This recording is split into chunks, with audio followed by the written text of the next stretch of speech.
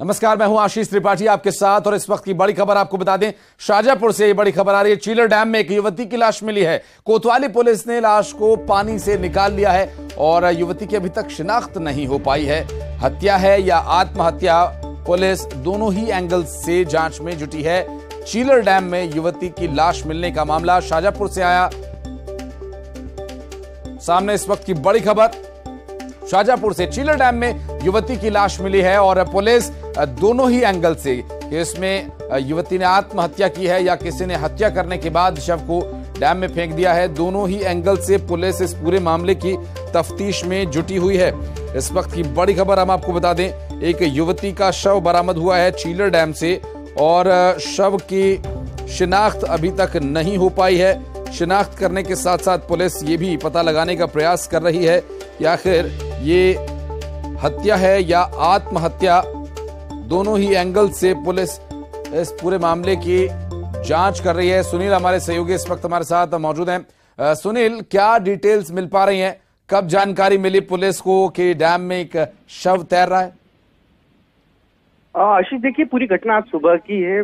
कोतवाली पुलिस को सूचना मिली थी कि जो चीलर डैम है, जो शहर से बड़ा नजदीकी इलाका है, वहां पर पानी में एक लाश तैर रही है। उसके बाद पुलिस मौके पर पहुंची और जब देखा तो वहां पर एक युवती की लाश मिली है। युवती की उम्र लगभग 25 वर्ष बताई जा रही है। हालांकि सटीक जानकारी भी फिलहाल पुलिस के पास भी नहीं है। युवती की लाश को पानी से निकालने के बाद पुलिस ने फिलहाल मर्ग कायम किया है, पंचनामा बनाया है। सबसे पहले पुलिस की जांच का जो प्रारंभिक हिस्सा है आशीष, वो ये है कि युवती की शिनाख्त करना। पुलिस ने तमाम जगह जो है युवती के फोटोग्राफ्स और बाकी जानकारी शेयर की है ताकि युवती की शिनाख्त हो पाए। उसके बाद पुलिस की जांच आगे बढ़ पाएगी कि युवती आखिर चीलर डैम तक कैसे पहुंची, क्या ये सुसाइड है या ये मर्डर है। ये तमाम बिंदु हैं जांच के, वो आगे साफ हो पाएंगे।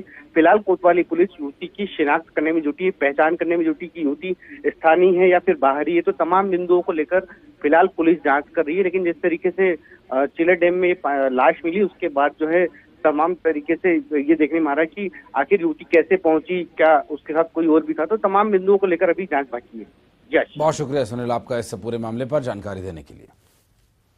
और सतना से बड़ी खबर आपको बता दें, तेज रफ्तार ट्रक पलट गया। क्लीनर के इस हादसे में मौत की खबर आ रही है। दरअसल क्लीनर ने इस हादसे में मौके पर ही दम तोड़ दिया। ड्राइवर करीब आधे घंटे तक उस गाड़ी में फंसा रहा। बमुश्किल उसे रेस्क्यू करके बाहर निकाला गया। मैहर सिविल अस्पताल में इसे भर्ती कराया गया। मंडी के पास नेशनल हाईवे 30 पर यह हादसा हुआ।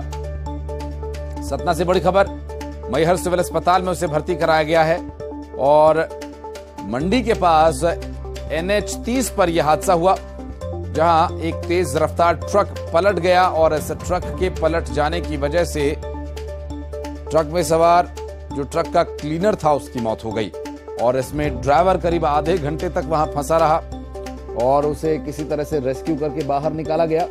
सतना से ये हादसे की जानकारी मिल रही है। मैहर सिविल अस्पताल में ड्राइवर को भर्ती कराया गया है। मंडी के पास नेशनल हाईवे 30 पर यह हादसा हुआ। तेज रफ्तार ट्रक के पलट जाने की जानकारी मिल रही है। आपको बता दें कि क्लीनर ने इस हादसे में मौके पर ही दम तोड़ दिया और ड्राइवर को किसी तरह से बाहर निकाला जा सका, जिसे हॉस्पिटल में एडमिट करवाया गया है और रेस्क्यू ऑपरेशन के बाद उसे किसी तरह से बाहर निकाला गया और मैहर सिविल अस्पताल में उसे एडमिट करवाया गया है। और ये तस्वीरें हम आपको दिखा रहे हैं। देखिए, सड़क के किनारे पलटा हुआ ट्रक, जहां कारण ये बताया जा रहा है कि बहुत तेज गति से ये ट्रक जा रहा था और नियंत्रण खो देने की वजह से ये ट्रक पलट गया और इस ट्रक के दुर्घटनाग्रस्त होने के बाद की जो तस्वीरें सामने आई वो हम आपको दिखा रहे हैं। सड़क के किनारे पलटे इस ट्रक में ट्रक का क्लीनर इसकी चपेट में आ गया, जिससे उसकी मौत हो गई और ड्राइवर को घायल हालत में मैहर के सिविल अस्पताल में एडमिट करवाया गया है। और इस हादसे के बाद की स्थिति क्या कुछ है और डिटेल्स आप तक आगे पहुंचाएंगे।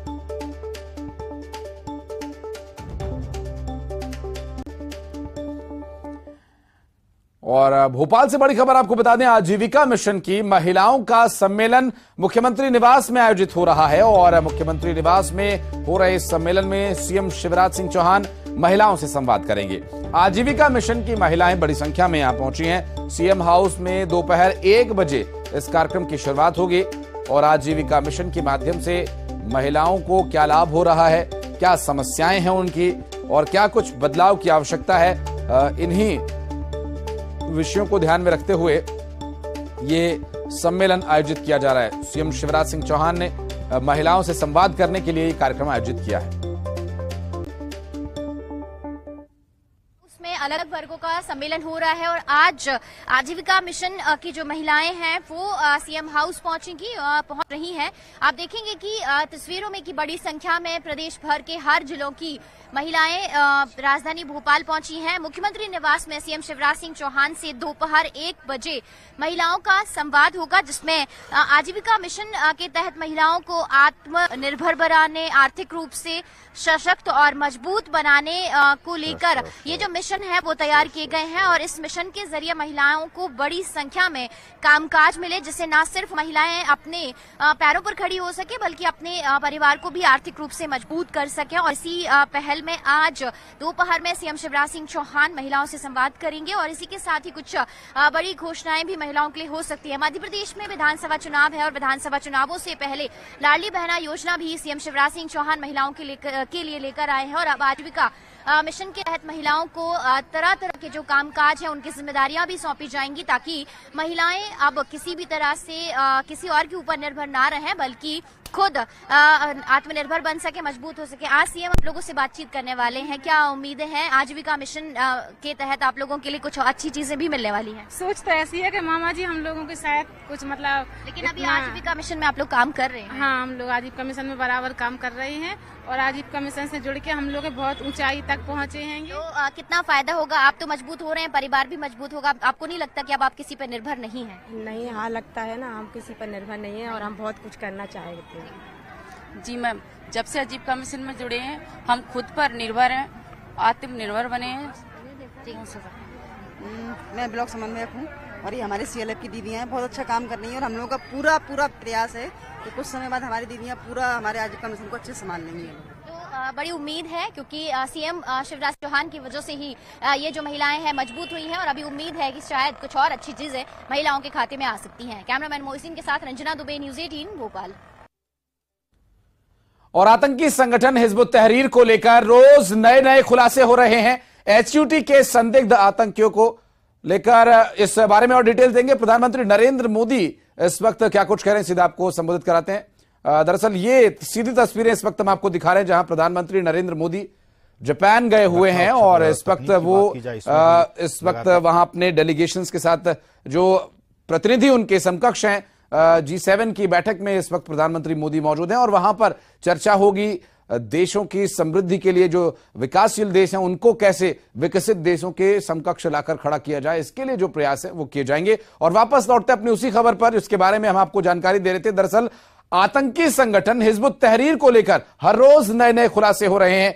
एचयूटी के संदिग्ध आतंकियों का अब भोजपुर कनेक्शन सामने आया है। बिहार के भोजपुर के पास निमखेड़ा मदरसे पर एटीएस ने दबिश दी और पूछताछ में यह पता चला कि आतंकी मदरसे में आतंक की दुकान चला रहे थे और यहां से ट्रेनिंग देकर उनकी तैयारी करवाई जाती थी। और अब एचयूटी के भोजपुर मॉडल सामने आने के बाद सुरक्षा एजेंसीज ने कार्रवाई और तेज कर दी है।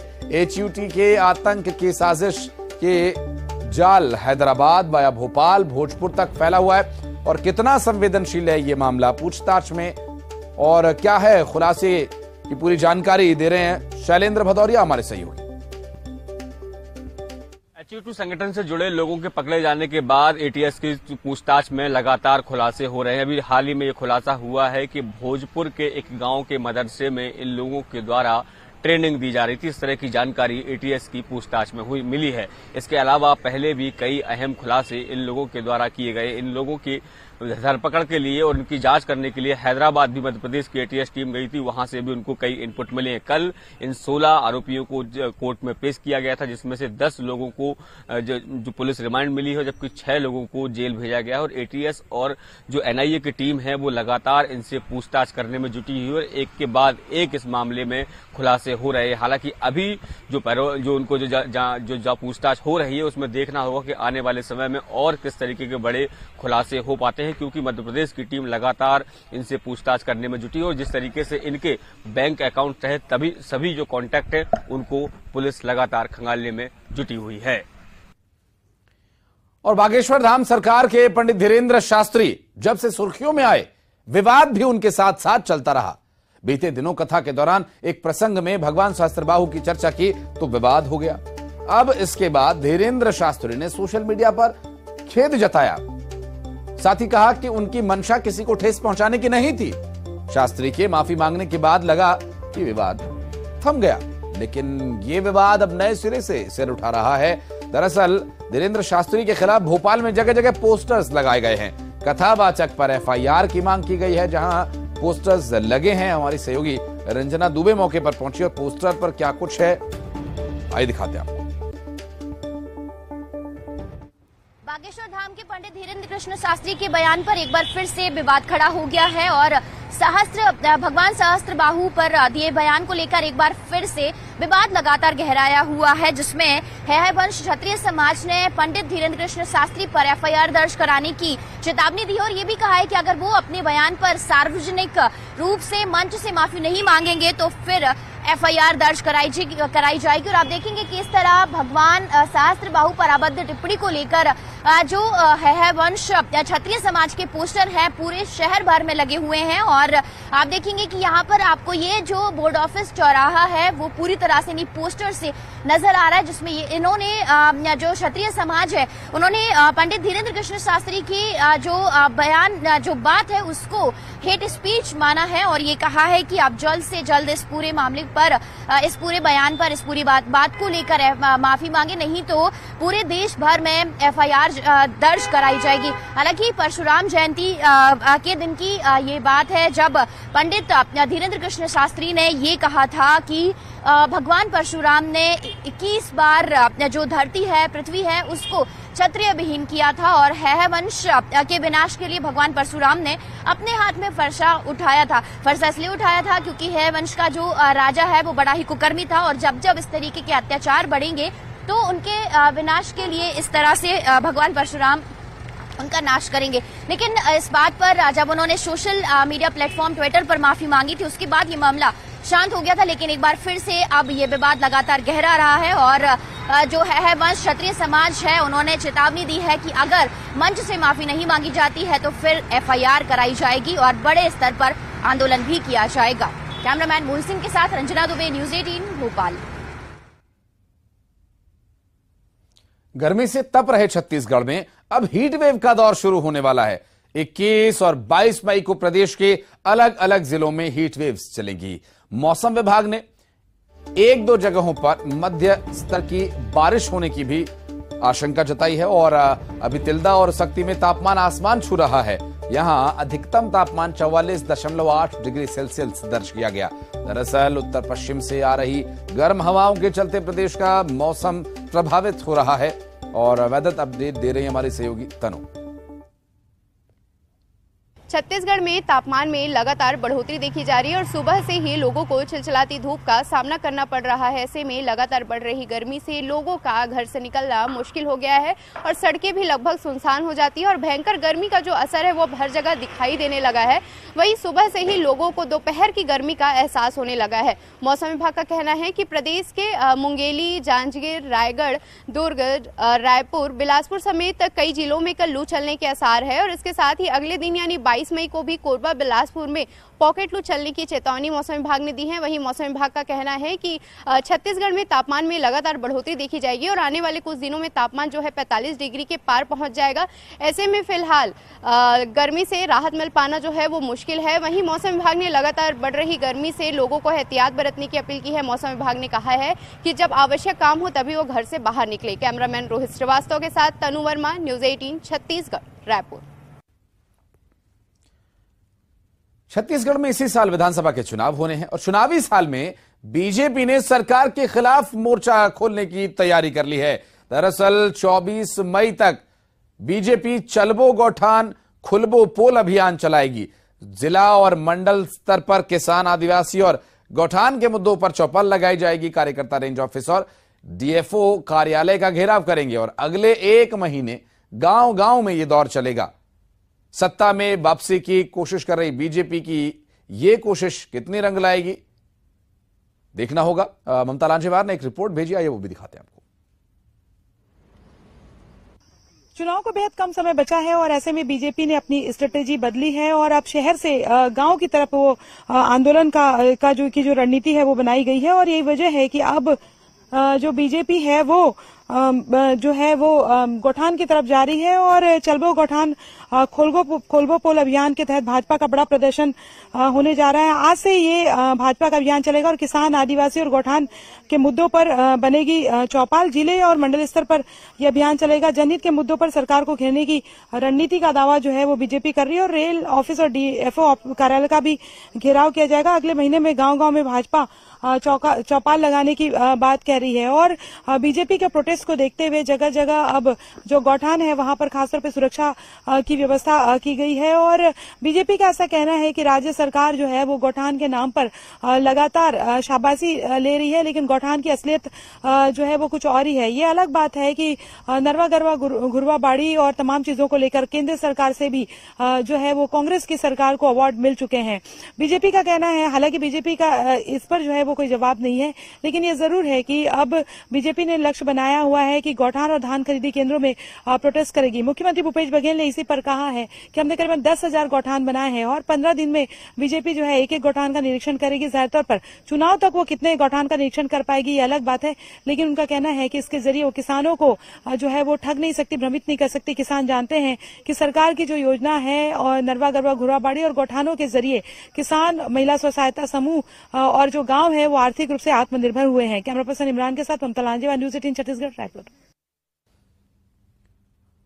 बलरामपुर सहित आसपास के सैकड़ों गांवों में आज बिजली बाधित रहेगी और बिजली विभाग ने इसकी अधिसूचना जारी की है। बलरामपुर, चांदो, रामानुजगंज, महावीर, तातापानी सहित अन्य गांवों में सुबह 7 बजे से बिजली सप्लाई रोक दी गई है। शाम 4 बजे तक इन इलाकों में सप्लाई बाधित रहेगी। जाहिर है भीषण गर्मी के बीच बिजली आपूर्ति रोके जाने से लोगों को परेशानी तो होगी ही। और इस पूरे मामले को लेकर ज्यादा जानकारी हमारे सहयोगी सूरज गुप्ता दे रहे हैं और ये दिखाते हैं आपको रिपोर्ट, क्या कुछ बता रहे हैं। बलरामपुर जिले में आज सुबह 7 बजे से दोपहर 4 बजे तक विद्युत बंद रहेगी, जिसको लेकर विद्युत विभाग के द्वारा सूचना जारी की गई है। विद्युत विभाग के जारी सूचना के आधार पर आज मेंटेनेंस का कार्य किया जाना है। मेंटेनेंस कार्य के चलते बलरामपुर जिले के बलरामपुर, चांदो, रामानुजगंज, महावीरगंज एवं तातापानी की विद्युत बाधित रहेगी। 33 kV उपकेंद्र बलरामपुर, राजपुर, महावीरगंज एवं तातापानी विद्युत लाइन का सुधार कार्य किया जाना है, जिसको लेकर आज सुबह 7 बजे से दोपहर 4 बजे तक विद्युत बंद रहेगी, जिसको लेकर विद्युत विभाग के द्वारा सूचना जारी की गई है। विद्युत विभाग के अधिकारियों ने बताया कि मौसम के समय के साथ साथ मेंटेनेंस का कार्य किया जाता है ताकि किसी प्रकार की बड़ी समस्या उत्पन्न न हो। इसको लेकर विद्युत का मेंटेनेंस का कार्य किया जा रहा है, जहां आज सुबह 7 बजे से दोपहर 4 बजे तक विद्युत बंद रहेगी। सूरज कुमार गुप्ता, न्यूज़ 18 बलरामपुर। और जापान में G7 की बैठक में पीएम मोदी पहुंचे और हिरोशिमा में बाइडेन से उनकी मुलाकात हुई। दरअसल पीएम मोदी बाइडेन समेत तमाम बड़े नेताओं से मिले और प्रधानमंत्री नरेंद्र मोदी की मुलाकात की ये तस्वीरें देखिए, किस तरह से गले मिलकर ये मुलाकात शुरू हुई है। और G7 की बैठक में प्रधानमंत्री नरेंद्र मोदी ने अमेरिकी प्रेसिडेंट जो बाइडेन से मुलाकात की और धधाकर मिले हैं, गले लगकर मानो बिछड़े दोस्त हों। हिरोशिमा में बाइडेन से ये मुलाकात, ये तस्वीरें विश्व स्तर पर एक संदेश भेजती हैं और ये एक स्ट्रैटेजी है भारत को बात बात में नसीहत देने वाले देश का प्रेसिडेंट प्रधानमंत्री नरेंद्र मोदी से अपनी कुर्सी छोड़कर आकर मिलता है। ये तस्वीरें संदेश देती हैं।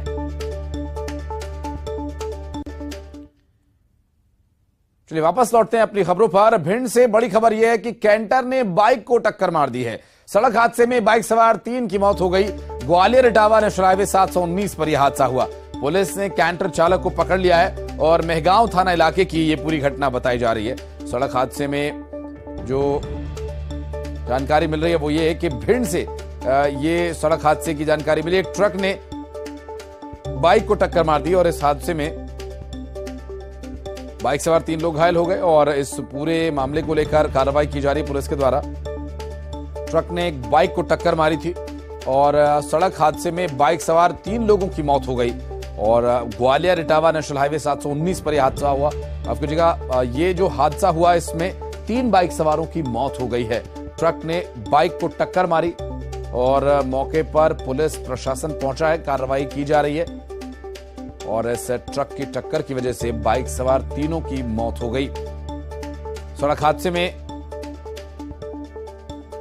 अभी इन्वेस्टिगेशन चल रही है, आखिर कहां है वो ट्रक चालक, कैंटर चालक इस वक्त कौन से थाने में है, क्या कुछ उसके द्वारा जानकारी दी गई, क्या कारण रहा इस हादसे के पीछे, अभी इस पूरे मामले में पुलिस से कोई इंफॉर्मेशन नहीं मिली है। फिलहाल आपको बता दें कि इस हादसे में ट्रक चालक ने बाइक सवारों को टक्कर मार दी और ट्रक से लगी टक्कर के चलते 3 बाइक सवारों की मौत हो गई। हालांकि क्या कारण रहा, कैसे टक्कर हुई, क्या ट्रक पर से नियंत्रण खो गया था या फिर कुछ और कारण इसके पीछे है, इसके लिए पुलिस चालक से पूछताछ कर रही है। चालक पुलिस की गिरफ्त में है। नेशनल हाईवे 719 पर यह हादसा हुआ, जहां हादसे के बाद की तस्वीर हम आपको दिखा रहे हैं। इस हादसे में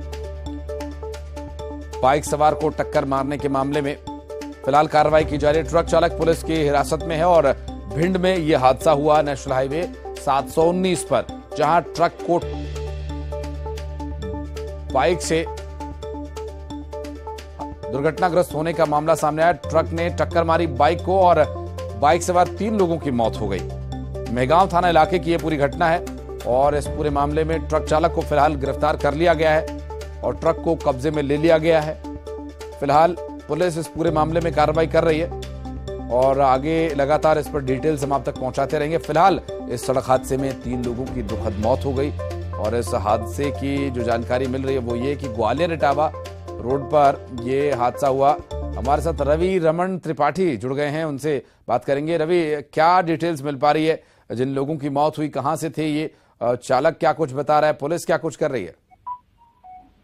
जी आशीष, मैं आपको बताऊं कि ये जो अभी हाल ही का मामला है जिसमें सड़क हादसे में 3 की मौत का मामला सामने निकल कर आया है। ये नेशनल हाईवे जो ग्वालियर इटावा हाईवे है, इस पे ये हादसा हुआ है, जहां पर मेहगांव थाना इलाके के ग्राम बहुआ है, बहुआ के निकट ये हादसा हुआ है।